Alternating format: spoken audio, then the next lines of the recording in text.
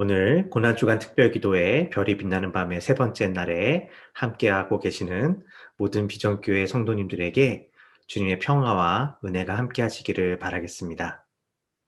비록 우리의 삶이 깜깜하고 어두운 곳을 지나고 있을지라도 하늘의 별과 같이 말씀으로 우리의 삶을 비추고 계시는 그 주님이 계시기에 우리의 삶이 아름다울 수 있습니다. 오늘 또 주님께서 주시는 그 은혜의 말씀을 가지고 그와 같은 아름다운 우리의 삶 가운데 임하신 하나님의 은혜를 함께 바라보실 수 있는 그런 시간이 되시기를 바라겠습니다.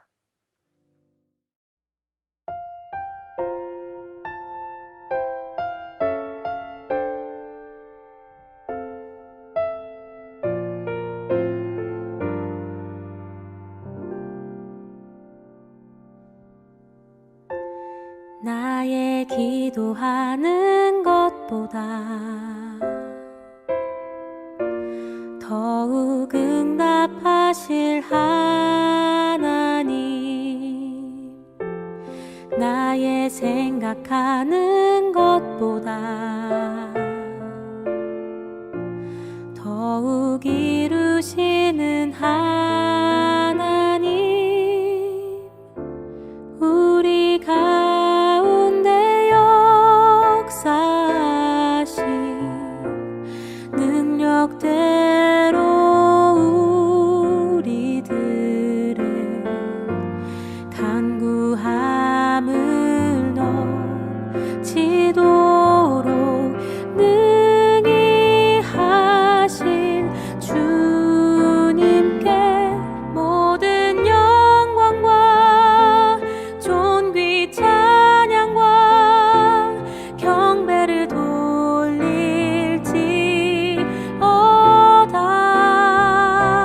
모든 영광과 존귀 찬양과 경배를 돌릴지어다.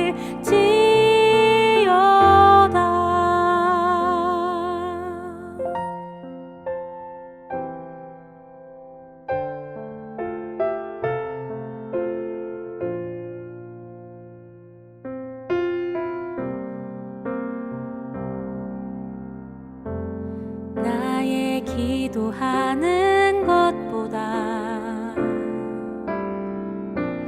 더욱 응답하실 하나님, 나의 생각하는 것보다 더욱 이루시는 하나님, 우리 가운데 역사하신 능력대로 우리들의 간구함을 넘치도록 능히 하실 주님께 모든 영광과 존귀 찬양과 경배를 돌릴지어다. 모든 영광과 존귀 찬양과 경배를 돌릴지어다.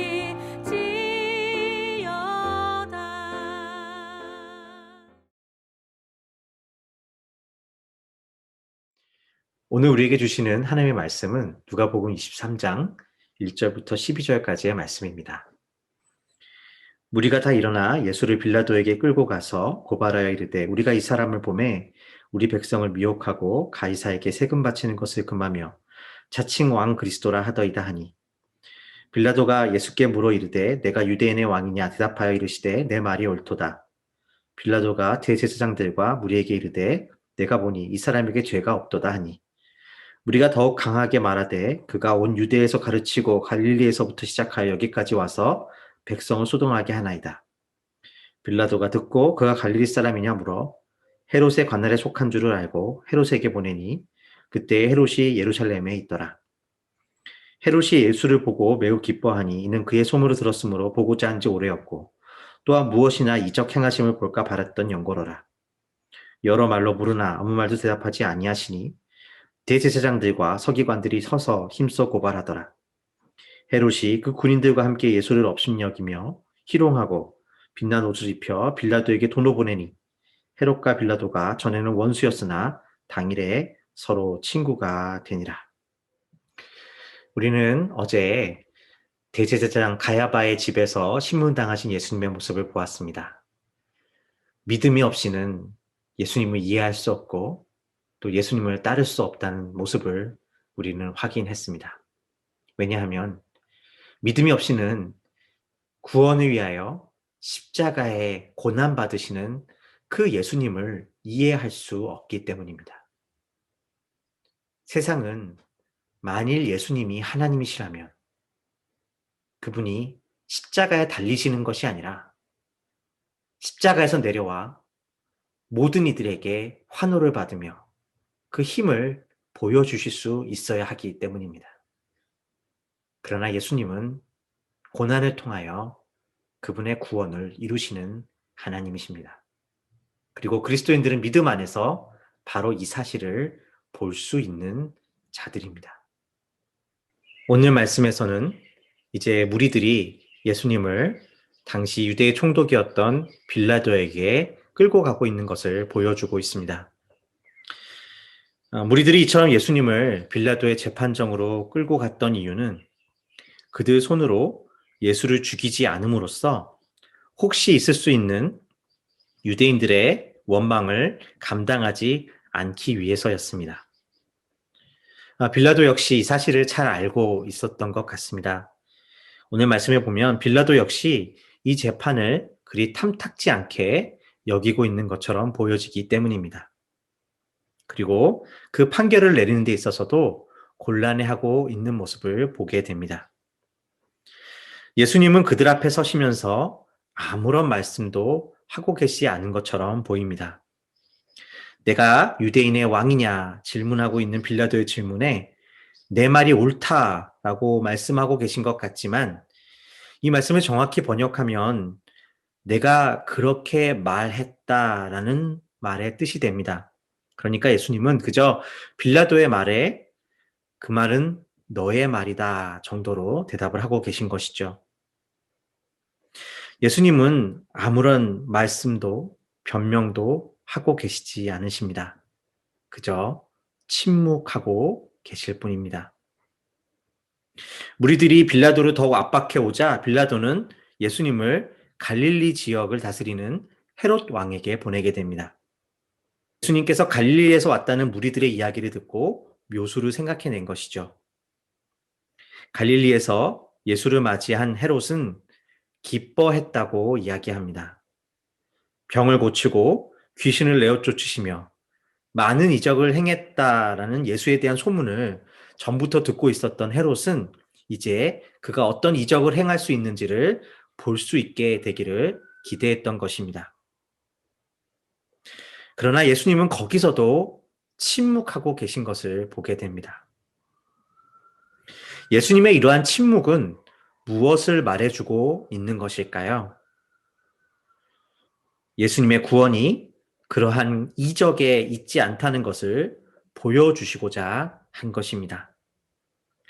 오늘 우리가 읽은 누가복음에는 기록되어 있지 않지만 요한복음과 마태복음의 기록을 보면 빌라도의 재판정에서 예수님의 침묵의 의미가 무엇인지를 알 수 있는 몇 가지 단서를 발견할 수가 있습니다.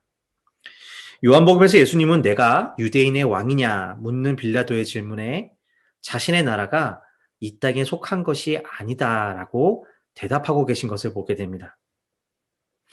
여기서 이 땅에 속하지 않았다라는 표현은 예수님께서 그분이 주시는 구원은 세상에서 모든 고난과 아픔과 비난을 피해가며 살아가는 능력에 있는 것이 아니라 세상이 주는 그러한 고난과 아픔과 비난에 의지하지 않음으로써 세상이 아니라 하나님이 우리의 주인신 삶을 살아가는 데 있음을 말해주고 있는 것입니다. 내가 하나님의 아들이거든 돌을 떡으로 만들어라.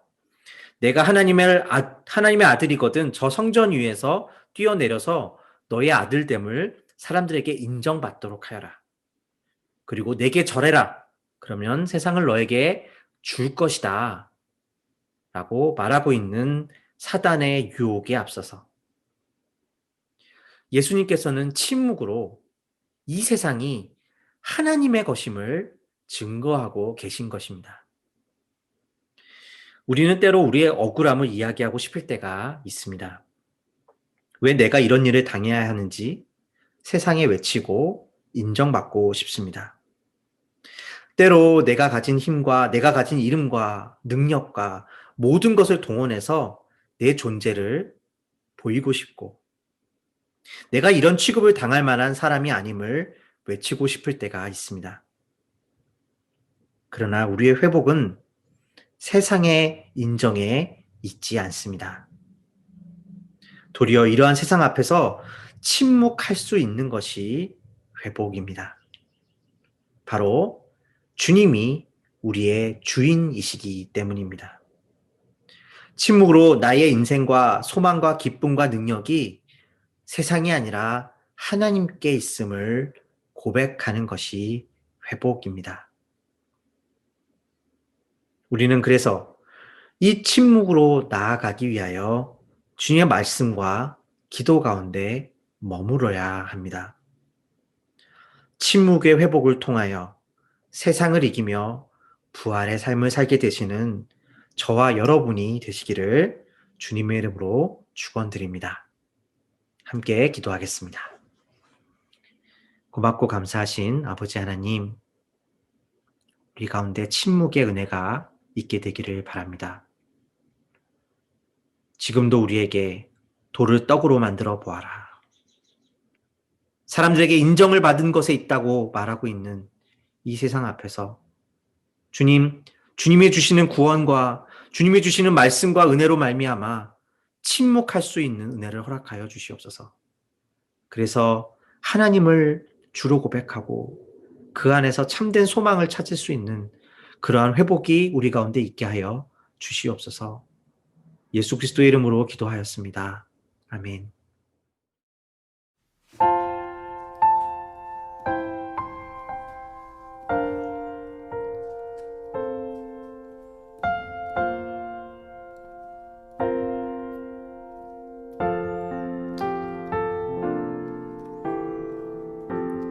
주님과 같이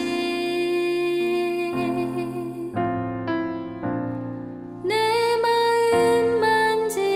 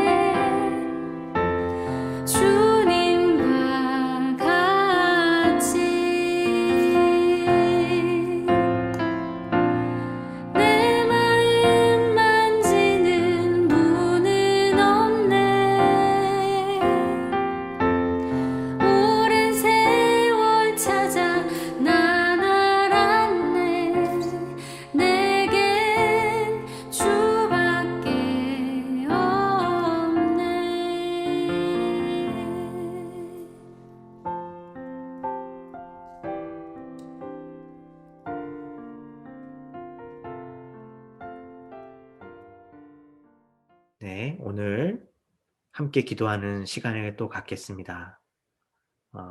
음악은 15분 정도 함께 하게 되는데요. 15분 동안 저희가 함께 눈을 감고 이 말씀을 통하여서 하나님께서 우리 각자의 삶 가운데 주시는 그 말씀을 붙잡고 우리 함께 기도하며 하나님께 나아가는 시간이 되시기를 바라겠습니다. 함께 기도하겠습니다.